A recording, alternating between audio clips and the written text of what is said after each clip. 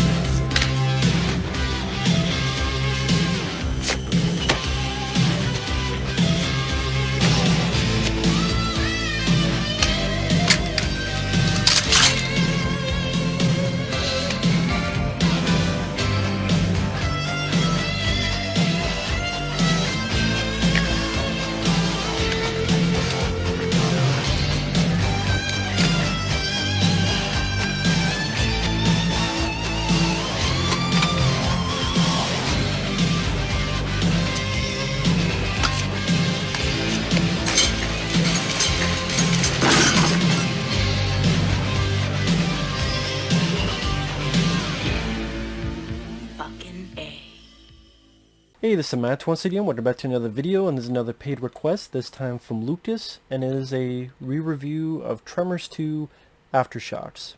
If anyone's ever interested in requesting any type of videos, reviews, reactions, topics, randomness, whatever, feel free to send them either directly to my PayPal or join my Patreon. Both things are down below in the info box. Now, Tremors 2 Aftershocks, I saw this back in the day on VHS tape. And because I'm a big fan of the first film, and I forget what movie this was advertised with, but I saw like the first teaser and they didn't show much footage, but I'm like, what, there's a Tremors 2? And oh, Fred Ward, he's coming back? Awesome. I was looking forward to it. Now, this will be an embarrassing story, but I'll tell it anyway. I remember talking to kids at school, wanting to converse with people about movies, but they weren't really into movies, at least unless maybe it's an Adam Sandler film, but other than that, not really into other types of movies. And I remember being, oh, what? So there'll be a Tremors 3? Oh yeah, there'll be a Tremors 4? Which, funny enough, yeah, in fact, there were 7 of them, and a TV show, and a pilot with Kevin Bacon that was never released. But it was shot, but never released, so. Just the joke's on them. But huge fan of the first Tremors, one of my personal favorite films because of the characters, the effects, the look and design of the monsters, and all sorts of stuff. I love the first Tremors. Tremors 2 Aftershocks, I think, is a very, very worthy sequel for a variety of reasons. Yes, you don't have Kevin Bacon coming back. He was kind of done with Tremors. The film didn't do well. He thought it was a low point of his career for a while. Nowadays, he likes the film. He saw the film again. He's like, wow, it's a really good flick. But I think at that time, it's like he wants to be taken more serious as an actor. He wants to do more character roles, like A Few Good Men, JFK. I'm doing this monster movie, and it didn't do well. When in fact, it's one of the best films he's done. But he didn't want to do it, so the studio, the first Tremors did not do well, and at least that well in theaters. But when it went on home video, and more of the direct-to-video market was really coming to its own thing, Universal said, well, the first Tremors did well, maybe we could do a sequel, but if you get Kevin Bacon and Reba McEntire back, we could go theatrical. Because at least the marquee name of these guys, we could give you a bit more budget, take a chance on a theatrical sequel. But like I said, Kevin Bacon didn't want to do it. Reba McEntire, she was busy on tour, as she is a country singer. Although apparently she said later on she did love Tremors 2. She thought it was a good flick. She just was too busy to do it because of the tour. So because they couldn't get those, Universal said, okay, well, it's not going to be a theatrical. It's going to be a lower budget. The original idea was the film was going to take place in Australia. But they said, well, going to be a lower budget, and it's going to take place in Mexico, and the shoot in Mexico is not going to happen. So even though it takes place in Mexico, they pretty much shot it in California, in a spot in California where they could make it look like the desert and the plains and all that stuff. Now, Fred Ward came back as Earl Bassett, which is great because I'm a fan of Fred Ward. He was wonderful in the first Tremors. I also enjoy him in films like Remo Williams. And there's not many films he got to be the star.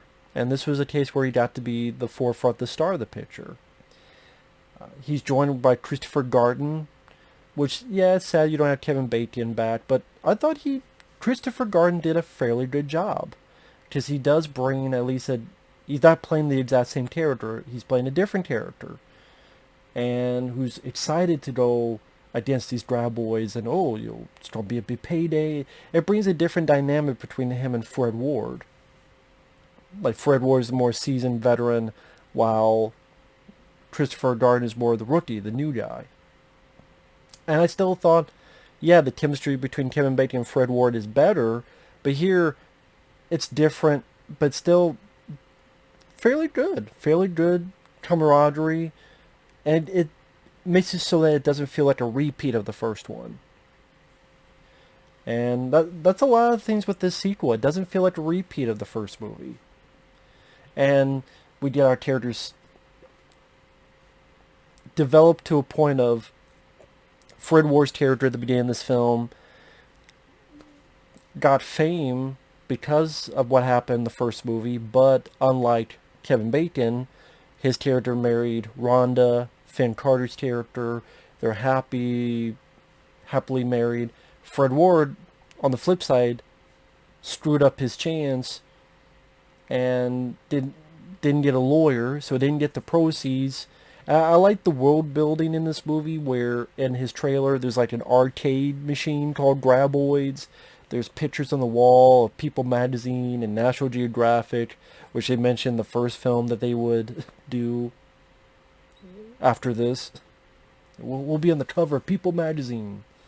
And lo and behold, they did. So that was like nice little details to build this world. The further showcase, the first film did happen. Obviously, that would create some kind of notice. But you also have to give Fred Ward a reason as to why he would do this. And as Christopher Garden says, this could be a big second chance. And so him and Christopher Garden are pretty much hired to go help this oil field in Mexico, which there are also innocent people there too, and take care of these graboids. There's like 20, 30, like a shitload. And, the first half of the film is the build-up of the story and also get into the groove, which makes sense. I mean, Fred Ward has dealt with this before, so he should know a thing or two. Shows he's a little more of an expert compared to others. I like the idea, they use remote control trucks in order to deliver this dynamite and blow them up. You get some fun montages of real practical explosions. And when you see the graboids, they're done for real. They didn't go the cheap route. I mean, the first scene is a guy being chased, and there's him getting eaten by a real practical effect-driven graboid and pulling him down. ADI, Tom Woodruff Jr. and Alec Gillis did a really nice job with this. And like I said, it not feeling like a repeat, you introduce a new cycle to the evolution of the graboids, which is the Shriekers. Which, they're much smaller, but you can see through body heat. I love the little flap thing that pops up so that you see the body heat. I thought that was a really cool design. And yeah, throughout the film, you have little spots of CGI by Phil Tippett and his group, which, is not the best. But at least they use it as a tool. They didn't use it as the main attraction. It's much more puppetry work and much more practical with a little bits of CGI. That's fine. If you gotta do it, that's the way to do it. And for a direct-to-video film, this is a pretty damn decent looking flick, and I've said it before, I think this is the best direct-to-video sequel ever made. maybe that's not saying much because what's it going to be compared to? But you look at all the direct-to-video sequels, Nemesis sequels, Cyborg sequels. I'm sorry, my opinion, Kickboxer sequels. You look at Lost Boys 2, The Tribe. You look at Wishmaster stuff like the Candyman sequels, especially Candyman 3. The Wishmaster sequels, especially 3 and 4. The list goes on. Tales from the Hood 2. I know there's a third one, but it just goes on and on.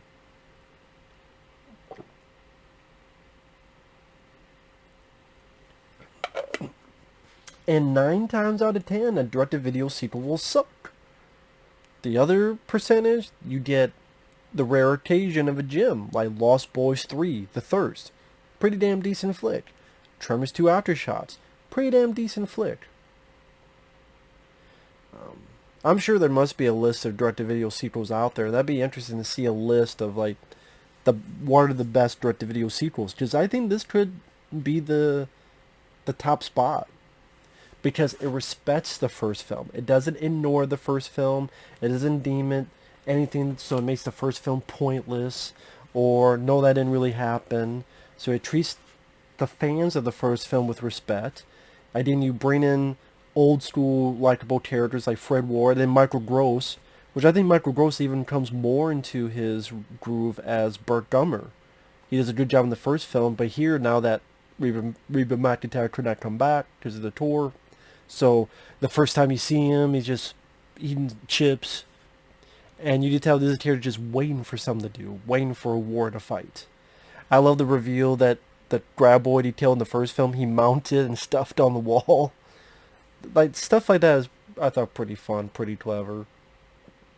And then when this new gig happens, he's very excited. And gets all this fucking explosives and guns and elephant guns and all that jazz. And like I said, I thought Michael Gross really came into his own here. Like, after this attack, and you just see him driving in this beaten down vehicle.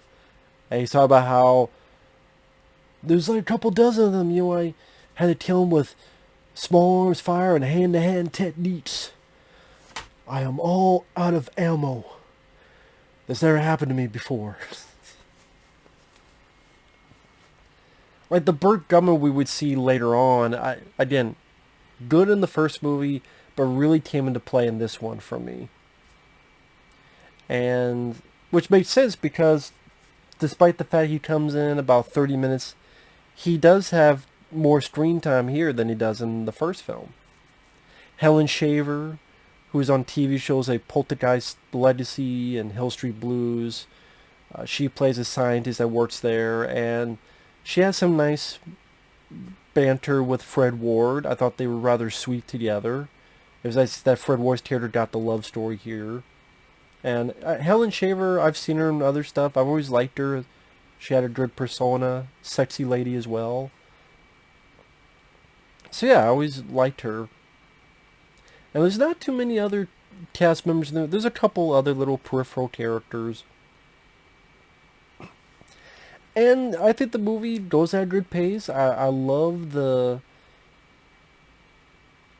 like I said, the idea of the Shriekers, the evolution. I think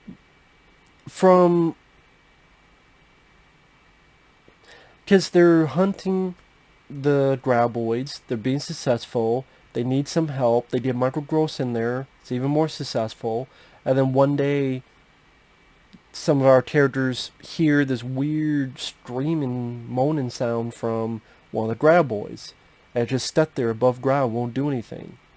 And they're waiting for help because their truck's been screwed up.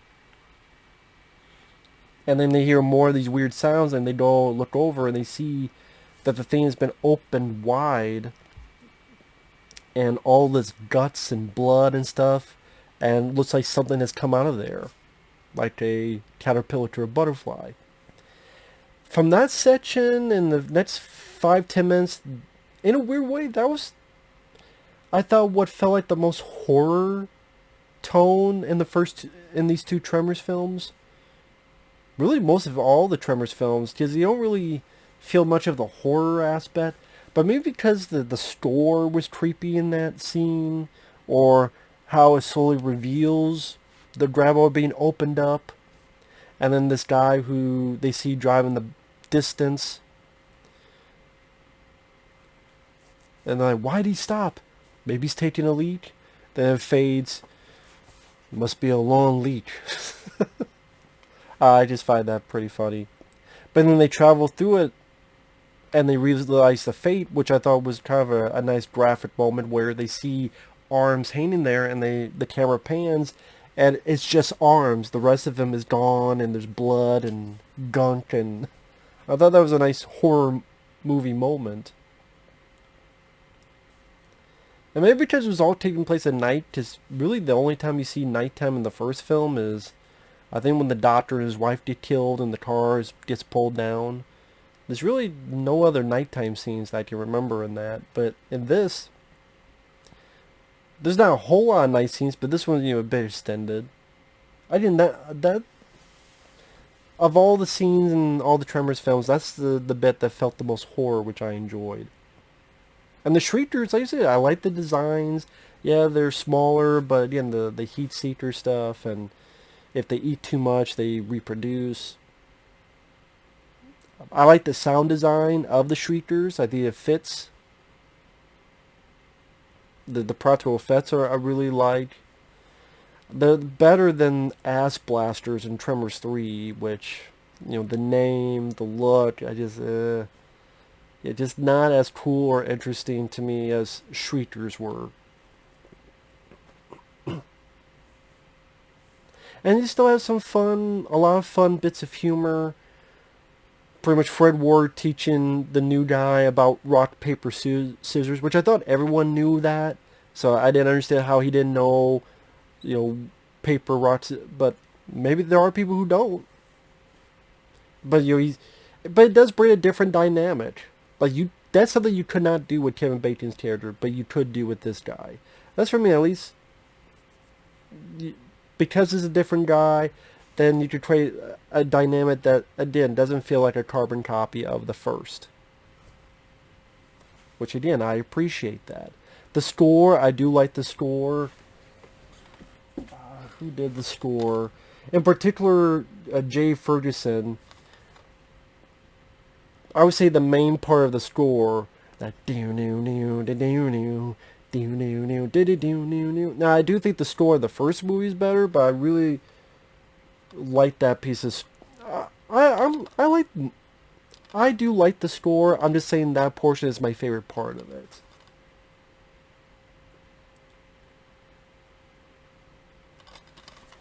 And I thought the direction by S.S. Wilson, who was one of the writers of the first movie, S.S. Wilson and Brett Maddox, they wrote Short Circuit.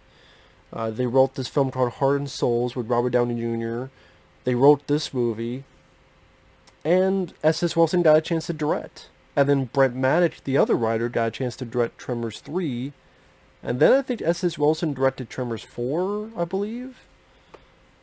But S.S. Wilson did a competent job with this one. It looks like, again, they had enough of a budget so it didn't look that cheap of a movie. I said, I like the actors in the film. I like the Shrieker aspect. The humor, like when Burt Gummer gives them these MREs, which is this military food that has all sorts of stuff in it. And then Fred Ward's eating it, he's like, yeah, this tastes like toilet paper. And the other guy goes, Earl, it is the toilet paper.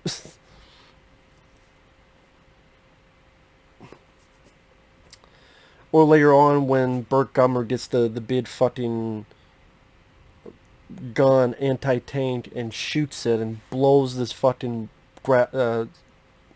Shrieker in half. And Fred Ward's like, you smoked his ass. Do what I can with what I got.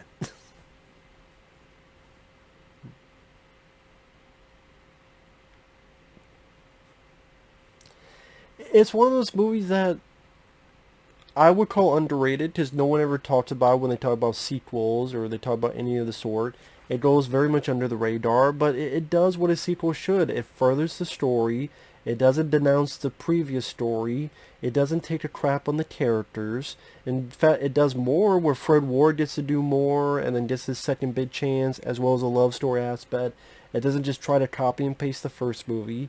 It brings something new with the different creatures, which I think look cool as a nice addition.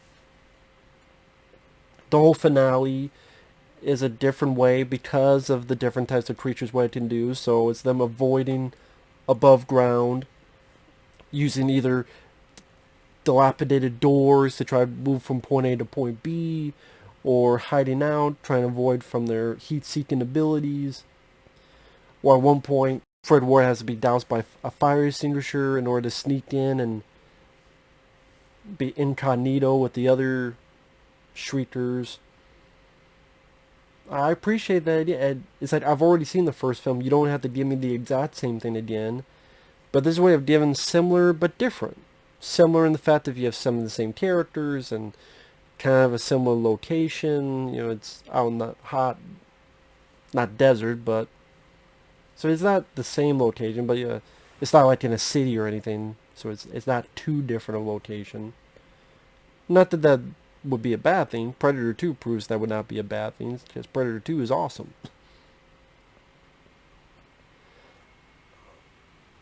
But yeah, Tremors 2 Aftershocks is a sequel I've always enjoyed. I always thought it was a worthy sequel. It did well. That's why you got Tremors 3 and 4 and so forth. And yeah, it came out direct-to-video in 1996, I believe. And was a great surprise. Great welcome surprise. Like I said, a lot of fun. It's entertaining. Yes, a little bit of CG on the Shriekers are not the best, but it's used sparingly.